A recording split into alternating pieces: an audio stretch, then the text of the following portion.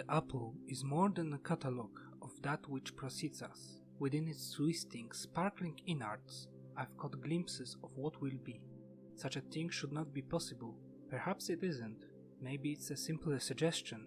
How to know? How to be sure? I contemplated the consequences of these visions.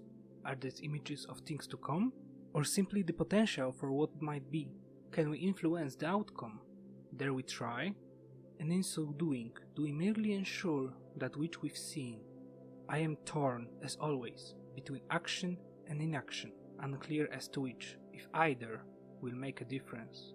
Am I even meant to make a difference? Still, I keep this journal. Is that not an attempt to change, or perhaps guarantee, what I have seen? Of all things I've seen, none troubles me more than the image of the flames.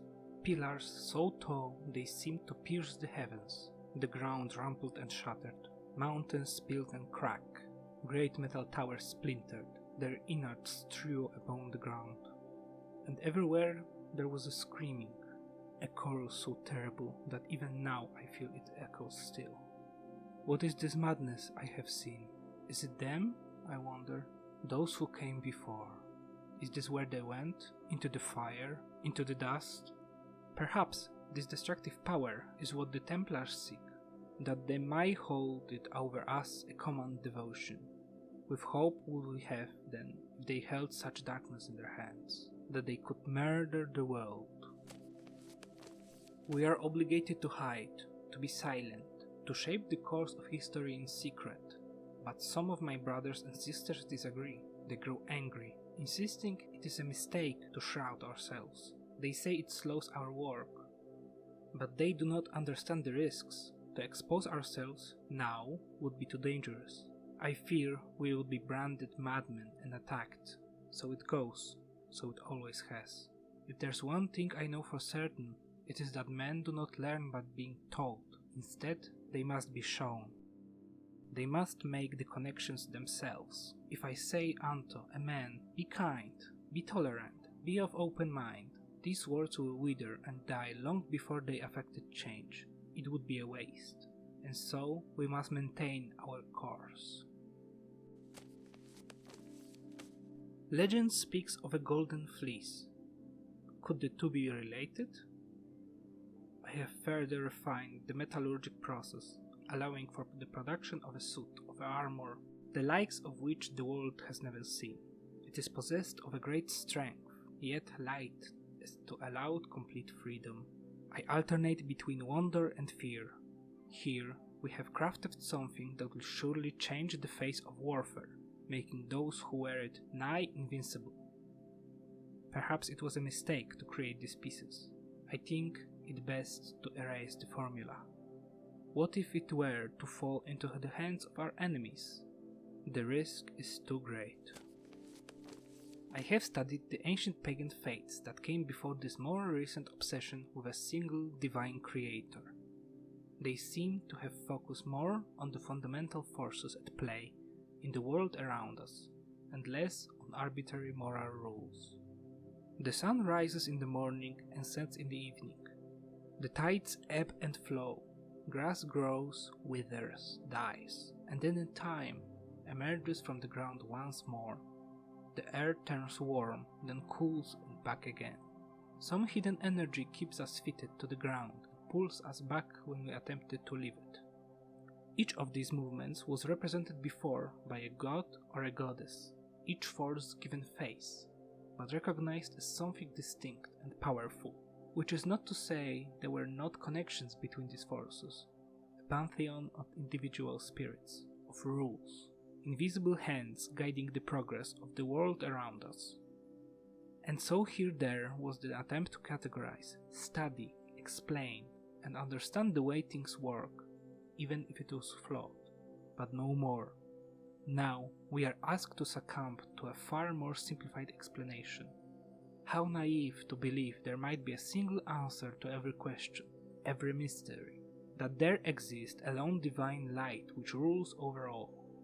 They say it is a light that brings truth and love. I say it is a light that blinds us and forces us to stumble about in ignorance.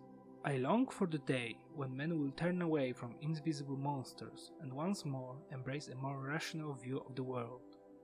But these new religions are so convenient, and promise such terrible punishment should one reject them. I worry that fear shall keep us stuck to what is surely the greatest lie ever told. One may cultivate extracts from various plants found throughout the region. More exotic species can sometimes be obtained from traders and travelers, but their properties are less documented and require further examination. Traditional alchemical implements can be used to distill the poison. Care should be used, as certain poisons can be absorbed through exposed skin. Many are those who have lost their life to carelessness. One's blade should be hollowed, according to the specifications listed herein. Deviation may create fracture within the metal, causing the blade to weaken and possibly break. What to make of this map? It appears to contain the entire world. Not flat as they claim either, but round like a ball, like the apple. But how is such a thing even possible? Strangers still are lands, it shows. Great patches of the unknown, the unexplored, so many places yet to be discovered. Are there men there? Are they like us? And if not, different how? I should like to know the answers. Perhaps, in time, I'll have the chance to travel, to chart a course and make my way to these distant lands.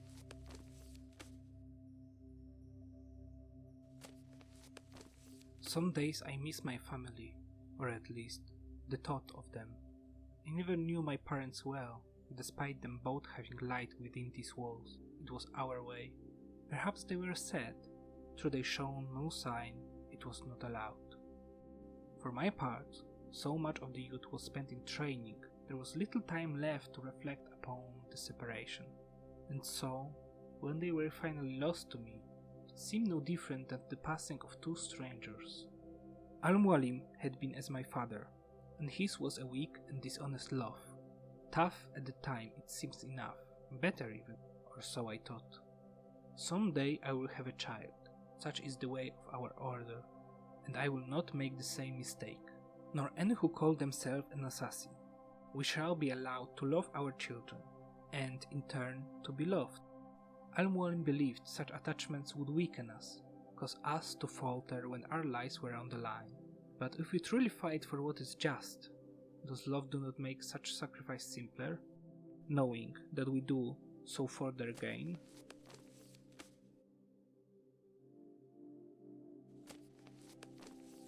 I have the answer now.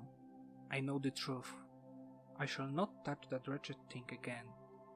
Best that no one do, now or ever.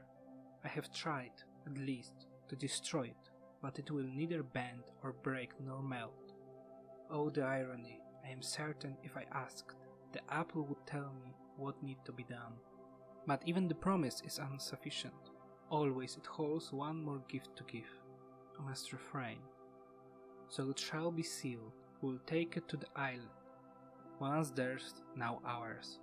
There is a treasury there, hidden well, and it shall have to suffice. Risky to separate myself from the artifact that others may discover it.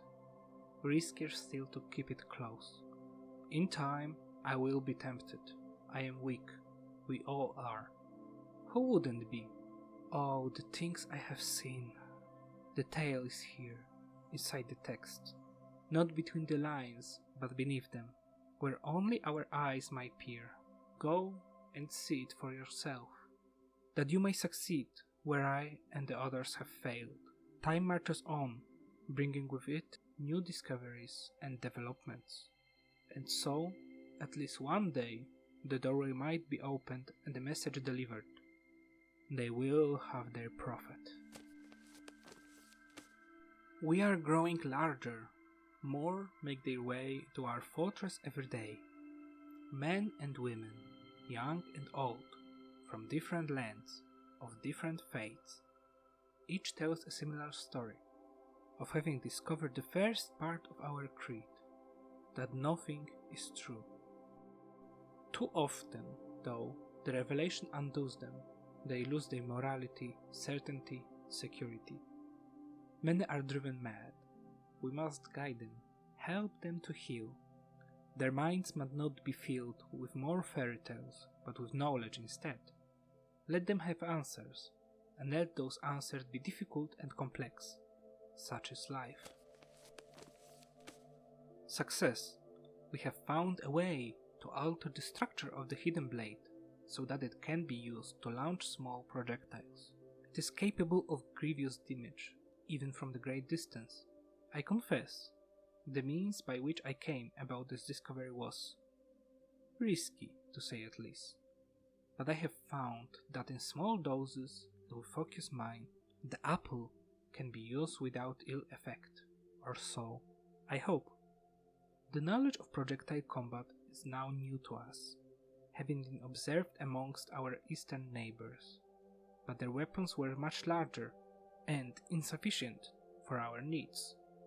I have now found a way to miniaturize their designs, and bending their fire weapon into a form that can be worn on the wrist. We have also refined the formula for combustible powder, such that the common ingredients might be used. This is a dangerous bit of knowledge, and will be shared with only our closest allies. A dark tide rises to the east, an army of such size and power that all the land is made quick with worry. Their leader is a man named Temujin, who has adopted the title Genghis Khan. He sweeps across the lands, conquering and subsuming all who stands in his way. Whatever his motives, he must be stopped. Were I younger, I might attempt to undertake the work in secret, as I suspect the presence of a piece of Eden. But those days are years gone now.